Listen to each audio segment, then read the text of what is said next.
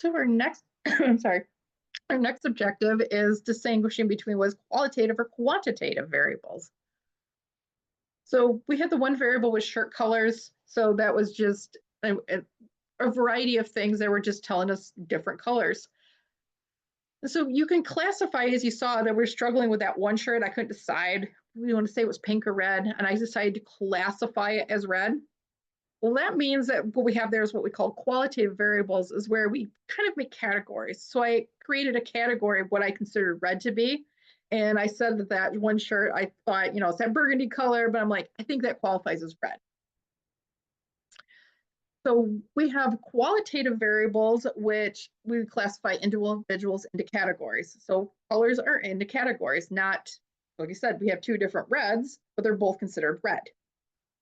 So examples of things that are considered qualitative variables would be things like your eye color.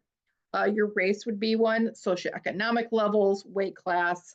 So what you're seeing here is kind of like I said, the categories or groupings for people. Like when we talk about socioeconomic levels, you can have people with two different incomes, but they belong to the same level. Weight class, we can have people who weigh in at different weights, but they might still be considered both heavyweights. So it's a variety of values that go together that make up that class, and that is really what we call your qualified variables. Then we have quantitative variables, and this is telling you how much of something you have, or how many of something, or like a measurement of some sort. So this would be things like number of children you have. You don't put that in categories. Like 3 kids and 2 kids aren't the same category. We're just, you either have 3 kids or 2 kids. So qualitative variables work a little differently here. So there's no categories. We have age. You're 2 or you're 3 or you're 4 or you're 5. Temperature. Temperature is also would be qualitative because, it could be 92 degrees out, or it could be 92.1 degrees out. So you're seeing a bunch of numerical measurements is really what's going to come down to. Annual income, that would count as a qualitative variable, because if you're just talking about the income alone, but you're not talking about a class of incomes, then it's qualitative. Weight on itself, if somebody like weighs 235 pounds, that's qualitative variable. If I'm just talking about how much they weigh. If I say, hey, they're a middleweight, which I don't know what a middleweight would actually weighs in at, but if we said, hey, they're a middleweight, then that would be qualitative because we're putting them into a class. So there's a slight disconnect here a little bit. Sometimes you read qualitative and quantitative. So always think you're looking for classes here, and qualitative is really you're kind of looking for numbers. Numbers that are not classes, because we sometimes use numbers to signify classes.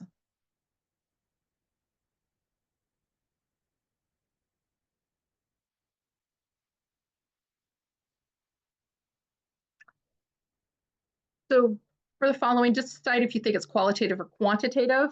A person's age, a person's place of birth, the mileage on a car, the color of their car.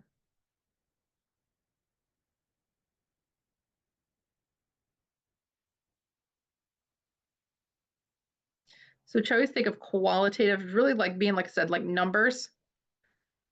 And qualitative is kind of like not numbers, classes or groups is what you're thinking of.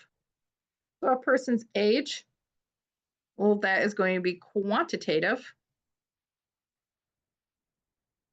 because it's going to be some number that represents their age, like they're 32 years old, something like that. It represents an age, or just one. It's not a class of ages. A person's place of birth, that would be qualitative. Multiple people can have that same, or like a place of birth is, it's kind of like it's a group. There's an area here. When we talk about your place of birth, we're not picking some sort of exact coordinates on the earth. We're just like, you were born in Carson City Hospital or something like that. It's giving you a place that you work at. Mileage of a car, that's also qualitative, because that's just going to be a number. So that's quantitative. Qualitative would also be car color.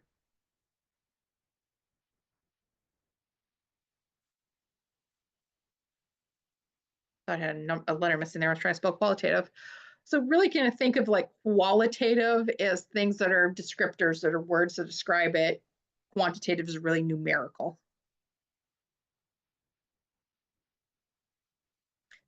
And these are just a few other ones that kind of, like I said, there's that difference between qualitative being more of a class and quantitative being like a single numerical measurement. So decide which is qualitative or quantitative. The wind speed, the speed of wind gusts, or the rate, and then you have the rating of a tornado and the enhanced Fujita scale.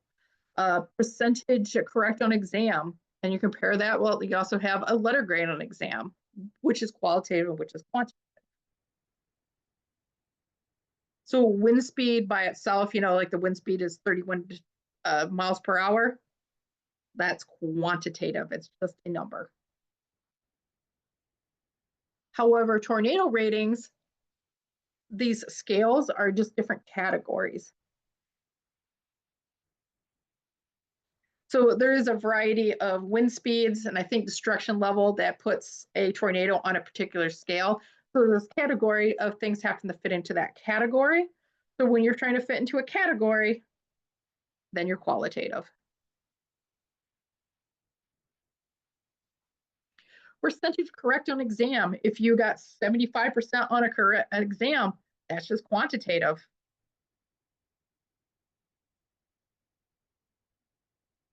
Your letter grade on exam would, however, be qualitative because when you're talking about a letter grades are actually are like a category as well.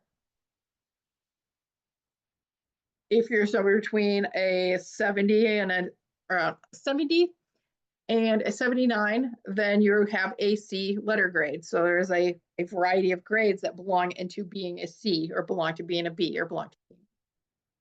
So like I said, just kind of that little difference there. If you're just talking about an individual numerical measurement, then it's quantitative. If those groups of numerical measurements make up a class, then it's qualitative.